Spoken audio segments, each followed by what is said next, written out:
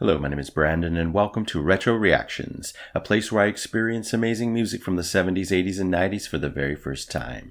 And the time is finally here. Yes, the grand finale of the Wind and Wuthering album by Genesis. Yes, we're traveling all the way back to 1976 to listen to Unquiet Slumbers for the sleepers, In That Quiet Earth, and Afterglow. You guys were right. This is an amazing, beautiful, magical album by Genesis. Loved every song and can't wait to play it straight through after I've heard these last three, which apparently are epic according to you guys. And I trust you completely, of course.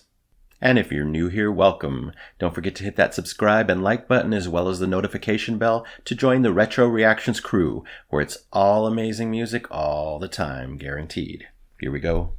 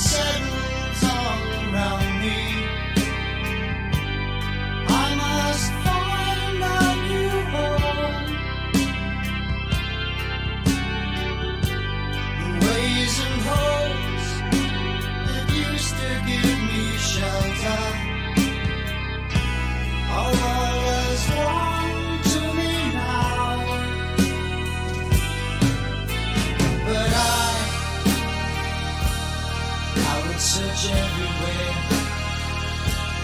just to hear your call. Walk upon stranger roads in this one-little world I used to know before. I miss you more than the sun reflecting off my pillow, bringing the warmth of new life, and the sounds that echoed all around me. I caught a glimpse of in the night, but now I've lost everything I give to you, my soul.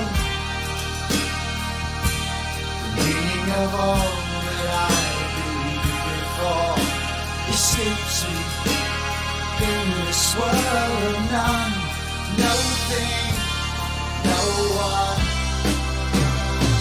And I would search everywhere just to hear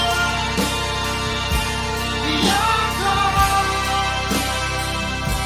and walk upon stranger roads than this one in a world I used to know before.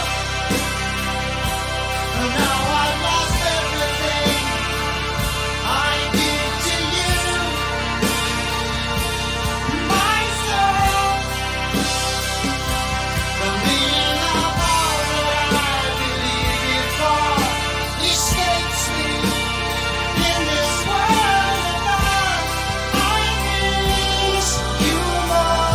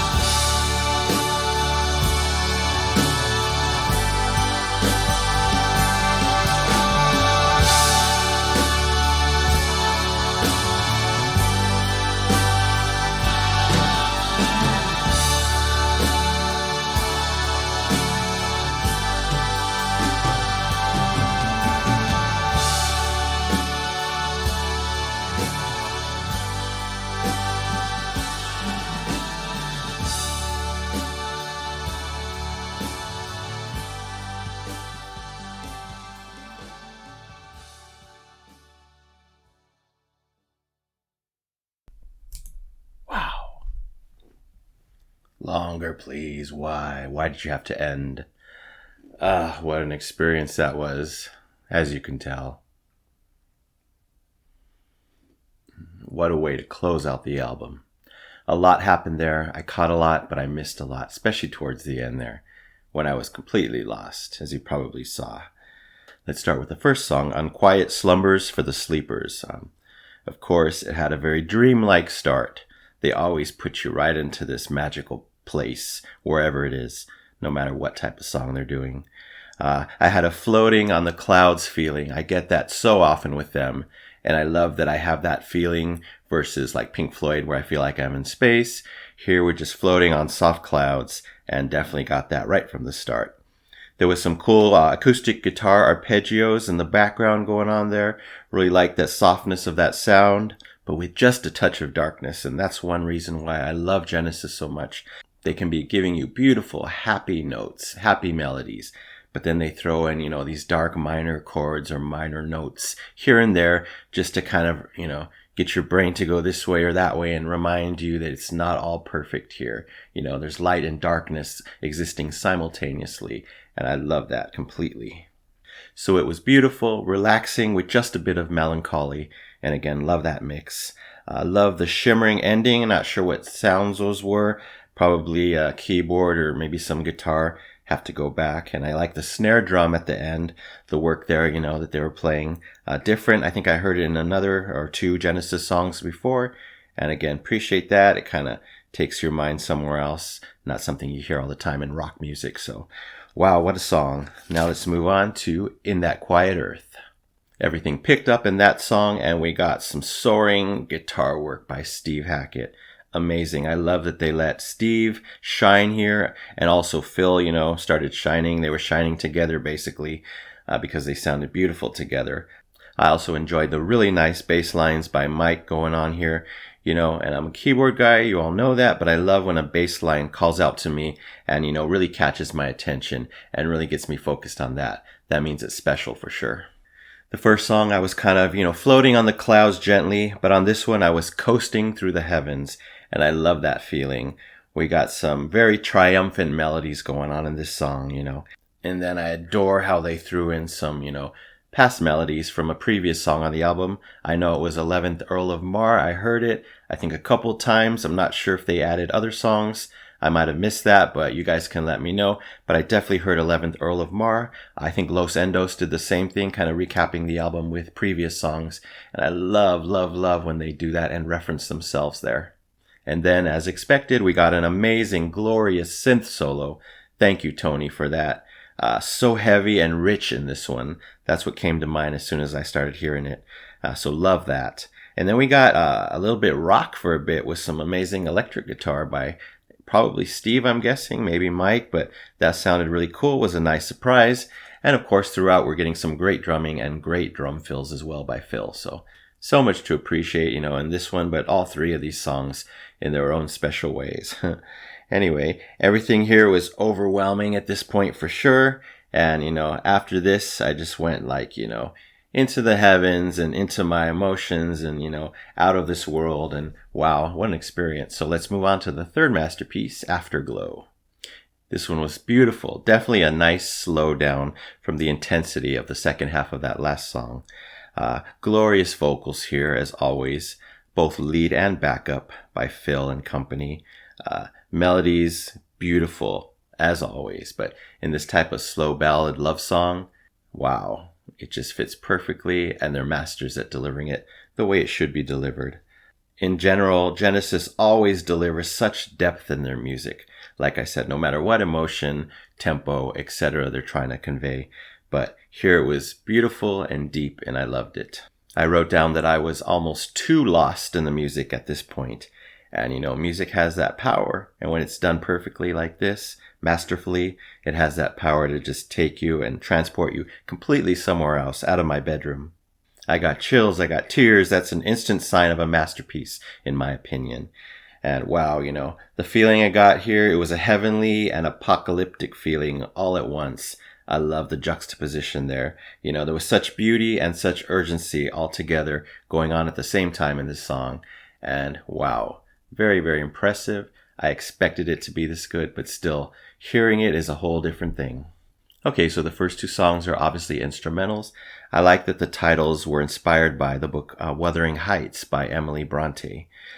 Really interesting how amazing art can inspire other amazing art. And here's a perfect example. Then there's Afterglow, of course, beautiful, like I raved about. This one does have words. I know it's a love song. I know it was written by Tony Banks, and he claims he wrote it almost as fast as the song, so about 5 minutes. And, sometimes the most amazing songs were written really quick, within 5 minutes to an hour, so that would not surprise me whatsoever if that's the truth. So I think the lyrics match the music perfectly in this song. To me, it's about a man completely alone in this world, either literally or figuratively. He is missing and reminiscing about someone he loved very dearly. He would do anything for this person, so he offers up his most precious possession, his soul, to this dear love of his. Wow. So my rating on these may not be a surprise to some of you. All three of these are getting the double Epic Platinum Record Award. Yes, for Unquiet Slumbers, for the Sleepers, In That Quiet Earth, and Afterglow by Genesis 1976.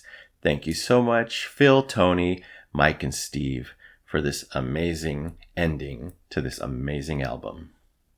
So not sure where I'm going to go from here. So much more Genesis to cover. I do like skipping around, of course, but I love these full album deep dives weekly so I can really get a feel of the particular era I'm in. The next album is And Then There Were Three, and it's interesting that I don't know any of these songs except for Follow You, Follow Me, and it's amazing that that song came right after this past album, Wind and Wuthering. Wow, really different in my opinion. Anyway, we'll soon see where I'm headed next, but I know I'm going to love it because I love all eras of Genesis. Alright, that's it for now. Thank you so much for watching, especially if you made it here to the end. Really appreciate it. Anyway, don't forget to subscribe, like, and comment down below if you wish to chat about these songs, this album, or anything Genesis. Would love your input like you always give.